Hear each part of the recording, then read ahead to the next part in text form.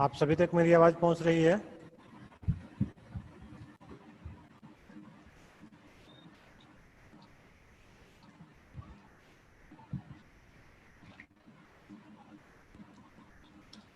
मुस्कान Yadav, yes sir. आवाज पहुंच रही है आप सभी तक? Yes sir. यस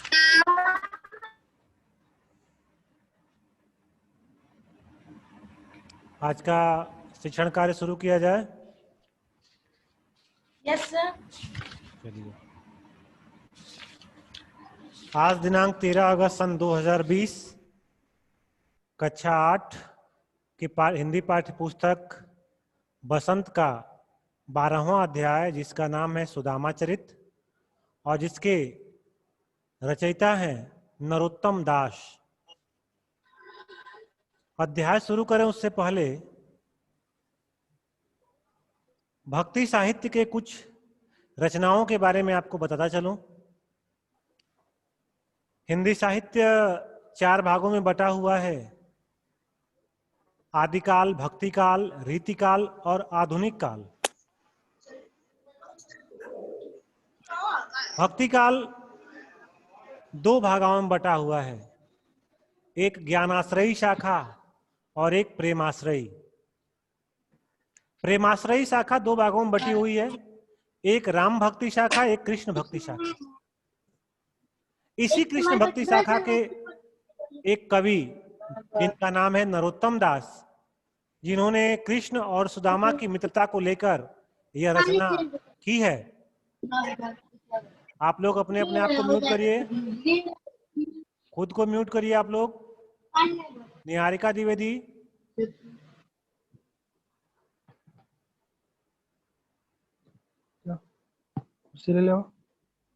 चलिए।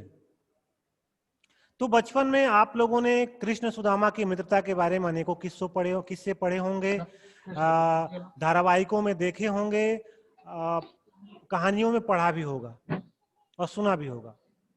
उसी कहानी का एक अंश कवि नरोत्तम दास द्वारा आपकी पाठ्य पुस्तक का ये 12वां अध्याय है, जिसका नाम है सुदामा चरित।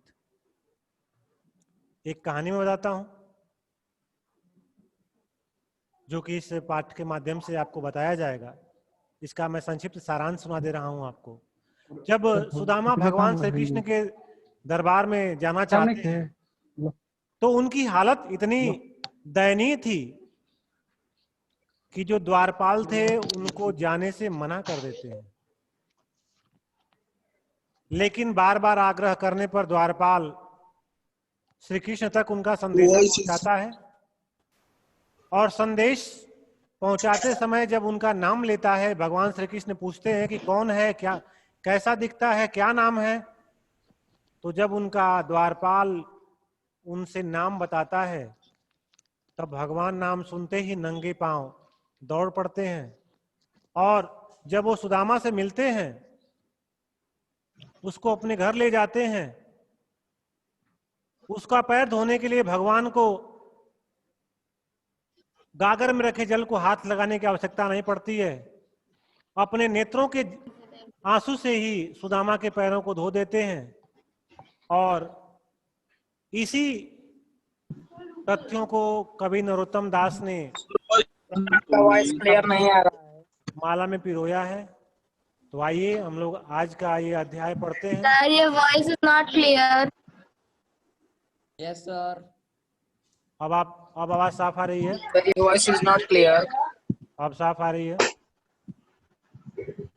सर रुक रुक आ रही है आवाज। सर रुक रुक के आ रही है तो आपकी प्रॉब्लम है, आपका नेटवर्क सही नहीं है। सही आ रही है अब। सर हम लोग का नेटवर्क फुल है। चलिए सुनिए ध्यान से, अपनी अपनी बुक खोल लीजिए आप लोग। शीस पगा न झगा तन में प्रभु, जाने को आही बसे के ही ग्रामा। धोती फटी सी लटी दुपटी, और उपाय उपानह को नहीं सामा। द्वार खड़ो द्विज दुर्लभ एक, रहो चकिसो वसुधा अभिरामा। पूछत दीन दयाल को धाम, बतावत आपन नाम सुदामा। द्वारपाल सुदामा का वर्णन कर रहा है भगवान श्री कृष्ण के सामने। किस लहजे में कर रहा है सुनिए। कह रहा है कि हे प्रभु, शीश पगा न झगा तन में, न तो उसके सर पर पगड़ी है और न ही उसके शरीर पर कपड़े का कोई निशान है। जाने को आ ही बस एक ही ग्रामा, जाने को आ ही, न जाने कहां से आया है, बस एक ही ग्रामा, किस गांव का रहने वाला है। द्वारपाल कहता है हे प्रभु, द्वार पर एक ऐसा व्यक्ति खड़ा है, न जाने कहां से आया है, किस गांव का रहने वाला है, उसके सर पर न तो पगड़ी है और शरीर पर कपड़े का नामो निशान नहीं है। धोती फटी सी लटी दुपटी, और उसकी जो धोती है वह भी फटी हुई है और किसी भी प्रकार से वह अपने शरीर को लपेटा हुआ है। और उपाय, और पांव में उपाना मतलब होता है चप्पल। को नहीं सामा मतलब कोई भी चिन्ह नहीं है। द्वारपाल कहता है कि हे प्रभु, उसकी जो धोती है वह भी फटी हुई है और किसी प्रकार से उसने उस फटी हुई धोती से अपने तन को ढका हुआ है और पांव में चप्पल के नामो निशान भी नहीं मौजूद हैं। द्वार खड़ो द्विज दुर्बल एक, दरवाजे पर एक ऐसा गरीब दरिद्र ब्राह्मण खड़ा है। रहो चकिसो वसुधा अभिरामा, जो आश्चर्यपूर्वक आपके महल को देख रहा है। पूछत दीन दयाल को नाम, वह आपके नाम को पूछ रहा है, आपके बारे में पूछ रहा है। बतावत आपन नाम सुदामा, और खुद का नाम सुदामा बता रहा है। फिर से सुनिए। जब द्वारपाल सुदामा का संदेशा लेकर श्री कृष्ण के पास पहुंचता है तो क्या कहता है कि हे प्रभु, दरवाजे पर एक ऐसा व्यक्ति खड़ा है, न जाने कहां से आया हुआ है, किस गांव का रहने वाला है, न सर पर पकड़ी है, न शरीर पर कोई कपड़ा है, न और जो उसकी धोती है वो अभी फटी हुई है, किसी प्रकार से उसको अपने शरीर पर लपेटा हुआ है, पैरों में चप्पल के निशान तक नहीं है। दरवाजे पर एक अत्यंत दुर्बल और गरीब ब्राह्मण खड़ा हुआ है, जो बार बार इस महल को आश्चर्यपूर्वक निहार रहा है। वह आपका पता पूछ रहा है और खुद का नाम सुदामा बता रहा है। अब इसमें जो आपको दिक्कत होगी आप पूछिए हमसे। आप सभी को मैं अनम्यूट कर रहा हूं फिर से एक बार। इस पैराग्राफ में किसी को कुछ पूछना है तो आप लोग पूछ सकते हैं। किसी कुछ पूछना है? ये समझ नहीं है। क्या चीज? क्या बोल रहे हैं? Sir paragraph second line. Sir paragraph का थर्ड लाइन में फिर से सुनिए एक बार। द्वारपाल श्री कृष्ण से कह रहा है, हे प्रभु, दरवाजे पर कोई व्यक्ति न जाने कहां से आया हुआ है और कहां का रहने वाला है। सर पर न पगड़ी है और न शरीर पर कोई कपड़ा है। उसकी धोती अत्यंत फटी हुई है और उसके शरीर से लिपटी हुई है। उसके पैरों में चप्पल के नामो निशान तक नहीं है। उस दरवाजे पर एक अत्यंत गरीब और दुर्बल ब्राह्मण खड़ा होकर आश्चर्यपूर्वक इस महल को देख रहा है, आपके बारे में पूछ रहा है और खुद का नाम सुदामा बता रहा है। ठीक है? सर चकिसो के पहले क्या लिखा है उसका अर्थ बता दीजिए। रहो मतलब कर रहा है, रहो रहो। अब चकिसो मतलब आश्चर्यचकित हो रहा है। देख और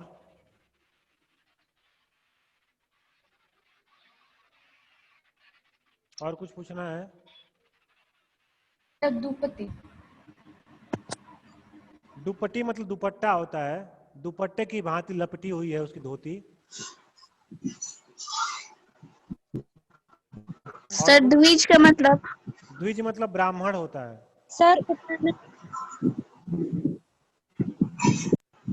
और सर चकिसो। आश्चर्यचकित। सबसे पहले वाला। अभिरामा। अभिरामा मतलब निहार रहा है, देख रहा है। कर रहे हो। राहियों का नहीं पता है, निहार रहा, यस सर, आश्चर्यचकित आगे हो रहा है। और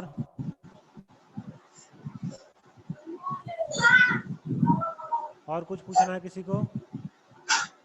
नो सर। क्लियर नो है सर। सबको?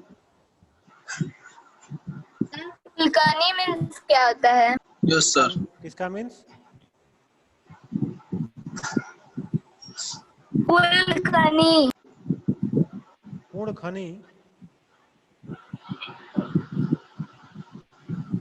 फुलकानी। पुलंखनी। इसी में है, कौन सी लाइन में है? सर आगे है, आगे पढ़िए। आगे अभी इसी में आगे अगला पैराग्राफ में है सर। अभी शुरू ही नहीं किया तो अगले पैराग्राफ क्वेश्चन आने लगा।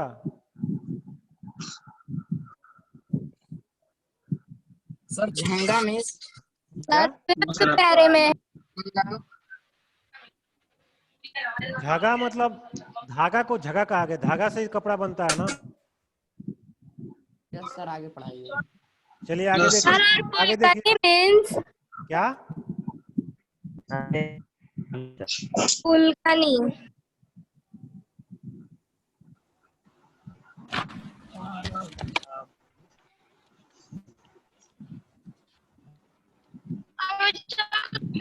क्लास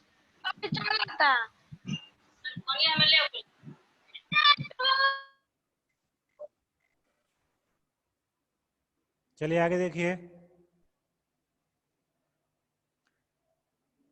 ऐसे बेहाल बिवाइन सो पग कंटक जाल लगे पुनिजोए। ऐसे बेहाल बिवाइन मतलब उनके पैरों की दशा के बारे में नरोत्तम दास बता रहे हैं। क्या कह रहे हैं? ऐसे बेहाल बिवाइन सो, उनके पैरों में बिवाई फटी हुई थी। एड़िया फटने को बेवाई कहा जाता है। जो एड़िया फटती है जाड़े के दिन में, उसी को बेवाई कहा जाता है।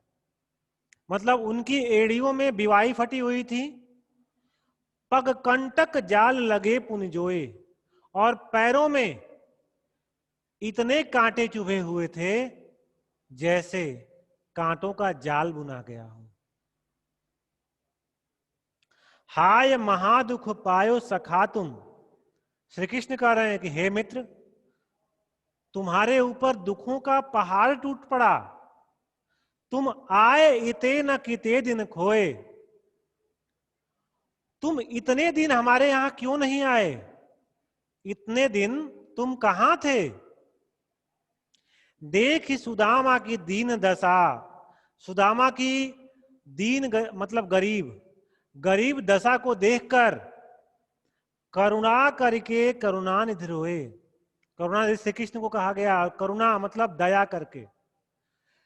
सुदामा की गरीब स्थिति को देखकर श्री कृष्ण के मन में इतना दुख होता है कि वह फूट फूट कर रोने लगते हैं। पानी परात को हाथ छुओ नहीं, वहीं बगल में परात में पानी रखा हुआ था। जब हमारे यहाँ कोई मेहमान आता है तो उनका पैर धोया जाता है, क्योंकि अतिथि को भगवान का दर्जा दिया जाता है। इसलिए सुदामा उनके अतिथि थे। परात में पानी रखा हुआ था कि उनको पैर को धोआ जाए, वही कहा जाता है। पानी परात को हाथ छुओ नहीं, पानी में परात में पानी रखा हुआ था, उसको हाथों से उन्होंने नहीं छुआ। नैनन के जल सो पग धोए, उनकी आंखों से जो उनके नेत्रों से जो आंसू बह रहे थे, उन्हीं आंसुओं से उन्होंने सुदामा के पैरों को धो दिया। फिर से एक बार सुनिए।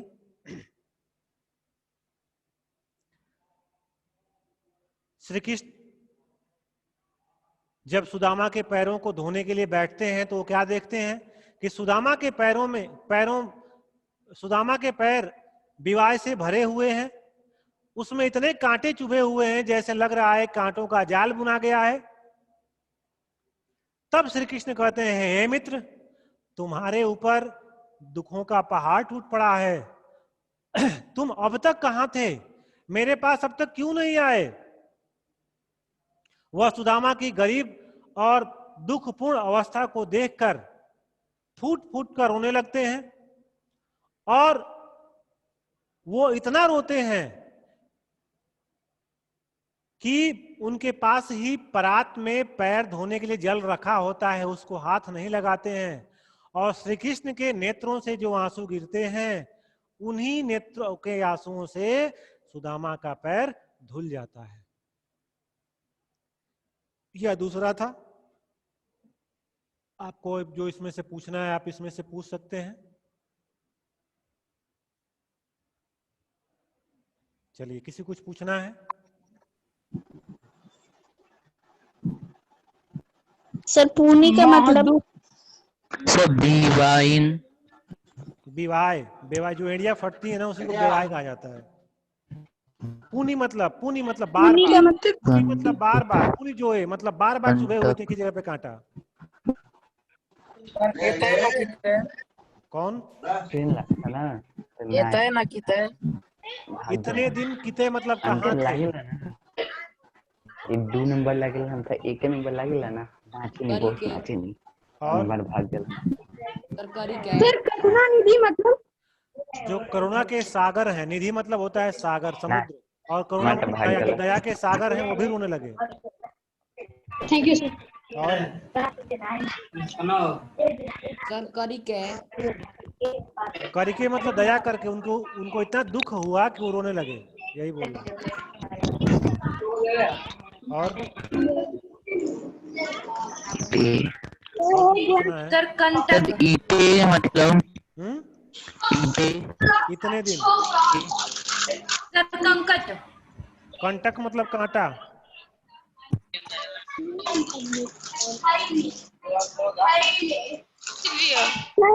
नेक्स्ट पढ़ाइए। समझ में आ गया सबको? सर मैं समझ में आया सबको? Yes sir. चलिए अब आगे देखिए। Yes sir.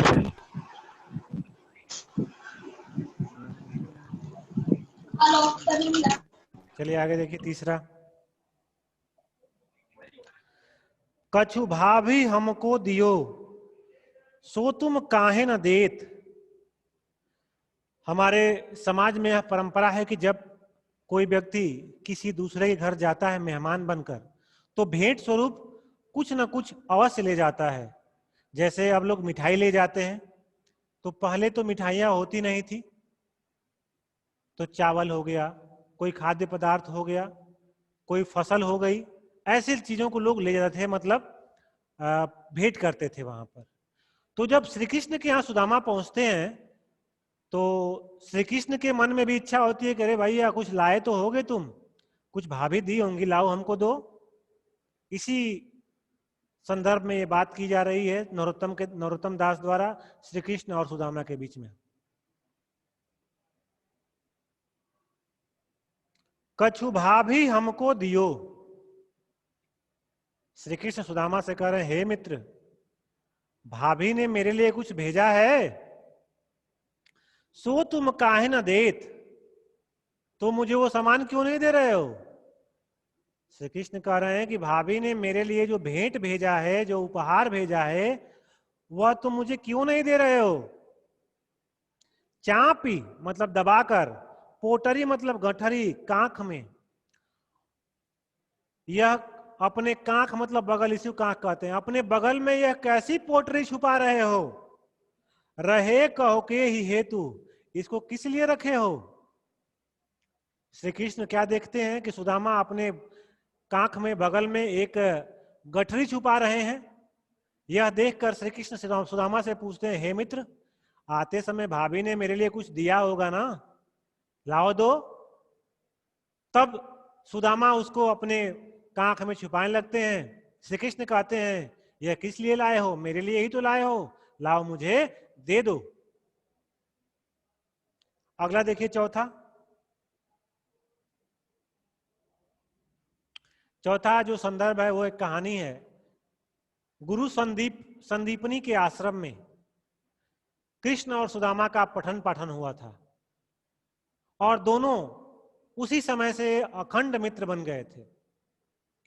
तो जब आश्रम शिक्षा होती है तो बच्चों को वहां पर भिक्षाटन भी करना पड़ता है, भोजन भी बनाना पड़ता है, जंगल से लकड़ियां भी लानी होती है। तो एक बार श्री कृष्ण और सुदामा जंगल में लकड़ियां तोड़ने के लिए जाते हैं।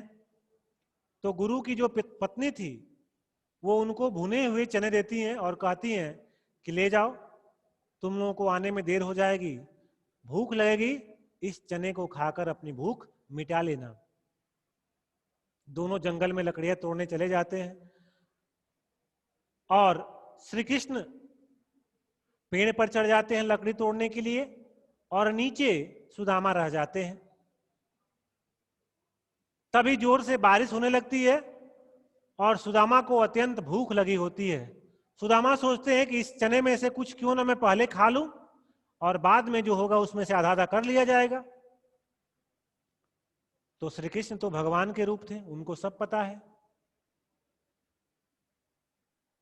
तो जब वो चना को खाते थे और जब तड़तड़ाहट की आवाज होती थी तो श्री कृष्ण पूछते हैं, मित्र चना खा रहे हो क्या? तो सुदामा कहते थे, तुम भी अजीब बात करते हो, यहां ठंड के मारे मेरी हड्डियां पड़पड़ा रही हैं और तुम मुझ पे आरोप लगा रहे हो कि चना मैं खा रहा हूं। इसी संदर्भ में यह पंक्तियां कवि नरोत्तम दास ने लिखी है। तो आइए इसका अध्ययन किया जाए। आगे चना गुरुमात दियोते, लए तुम चाबी हमें नहीं दीने। कह रहे हैं श्री कृष्ण सुदामा से, याद करो जब हम लोग पठन पाठन कर रहे थे और गुरु माता ने हमको चना दिया था। आगे चना गुरु माता दिए थे, गुरु माता ने हम लोगों को जो खाने के लिए चना दिए थे, लए तुम चाबी हमें नहीं दीने, तुम उनको अकेले चबा गए थे और मुझे तुमने दिया भी नहीं था। श्याम कहो मुस्काए सुदामा सो, यह बात श्री कृष्ण ने सुदामा से हंसते हुए कहा। श्री कृष्ण ने सुदामा से हंसते हुए कहा कि हे मित्र, बचपन में गुरु माता ने हम सबको चना दिया था और तुम उन चनों को अकेले चबा गए थे और मुझे कुछ दिए भी नहीं थे। चोरी की बान में हो जो प्रवीण हो, और तुम तो खाने पीने के मामले में बचपन से ही चोर हो। प्रवीण मतलब निपुण, कौशल, निपुण, पारंगत। श्री कृष्ण कह रहे हैं कि खाने पीने के मामले में तो तुम तो बचपन से ही चोर हो। पोटरी कांख में चाप रहे तुम, उसी तरह आज भी अपने कांख में यह दी हुई पोटरी को छिपा रहे हो। खोलत नहीं सुध रस बीने, खोलत नहीं सुधा रस बीने, तुम उसको बंद भी किए हो फिर भी उसके अंदर से सुगंध आ रही है और मेरी नाक तक पहुंच रही है। पाछिल बानी अजो न तजो तुम, पाछिल मतलब पिछली, बानी मतलब आदतों को, अजो मतलब आज भी, तजो मतलब त्यागे नहीं हो। श्री कृष्ण कहते हैं कि जो तुम्हारी पिछली आदतें थी आज भी तुम उसको त्याग नहीं किए हो। तैसे ही भाभी के तंदुल कीन्हे, वैसे ही भाभी द्वारा तंदुल को तुम छुपा रहे हो। श्री कृष्ण की सुदामा की पत्नी श्री कृष्ण की भाभी लगेंगी, वही कह रहे हैं कि चोरी की जो आदत जो तुमको बचपन में थी आज भी तुम उसको छोड़े नहीं हो। यही कारण है कि भाभी के द्वारा जो चावल के दाने दिए गए हैं उनको तुम मुझसे छुपा रहे हो। फिर से सुनिए, श्री कृष्ण मुस्कुराते हुए सुदामा से कहते हैं, हे सुदामा, बचपन में गुरु माता ने हम सबको खाने के लिए चना दिया था, लेकिन उस चने को तुम अकेले ही चबा गए थे, उसका एक दाना भी मुझे खाने को नहीं मिला था। चोरी की बात में हो जो प्रवीण हो, तुम तो खाने पीने के मामले में पहले से ही चोर हो। पोट हरी कांख में चाप रहे तुम, खोलत ना सुधारस भीने। और जो चीज तुम अपने कांख में छुपाए हुए हो, उसके अंदर की खुशबू मुझ तक पहुंच रही है। पाछिल बानी अजो न तजो तुम, पिछली आदतों को तुम आज भी नहीं भूले हो। तय सही भाभी के तंदुल कीने, ठीक उसी प्रकार भाभी के दिए हुए चावल को आज भी छुपा रहे हो। चलिए, अब आपको इसमें से जो पूछना हो, अब आप लोग पूछिए इसको। किसी कुछ पूछना है इसमें? सर रस भीने मतलब? रस भीने मतलब सुगंध आना। Thank you sir. और सर तंदुल। तंदुल मतलब चावल। सर चापी। सर तंदुल। चापी मतलब होता है दबाकर, छुपाकर।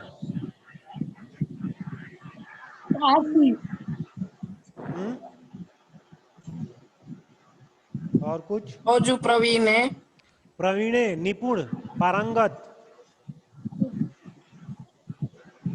पिछले पाछिल, पिछली बात। बार। बानी मतलब बात, आदत। बानी। आदत। बानी नहीं है, बानी है, बानी। क्या? ते ही। बानी। सर उसके ऊपर वाले में है क्या? के ही। कौन सी लाइन में है? रह कहो सर के उसमें ही जो दे। दो लाइन है उसमें निचली लाइन पूरी कांख में रहे कहो ही। अब जो दो ताजो। लाइन का है, पढ़िए फिर से इसको।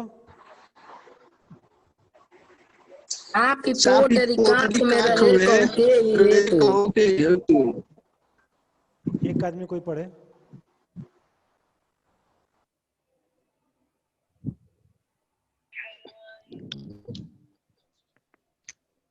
सर थर्ड पैराग्राफ में है।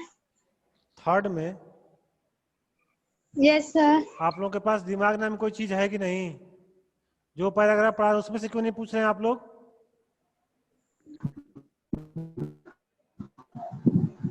सोए हुए हो क्या जब पढ़ा रहे हैं तो?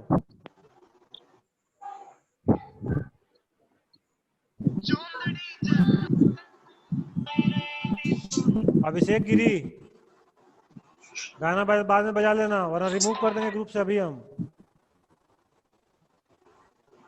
सर गाना मेरे से नहीं बज रहा है। आवाज तो अभी के माइक से आ रही है।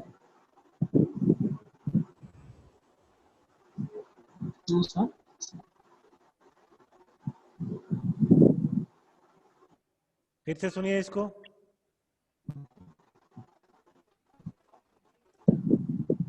श्री कृष्ण ने मुस्कुराते हुए सुदामा से कहा, हे सुदामा, बचपन ने गुरु माँ ने हम दोनों को जंगल जाते समय भुने हुए चने दिए थे, लेकिन उन चनों को तुम अकेले ही चबा गए और मुझे एक दाना भी नसीब नहीं हुआ।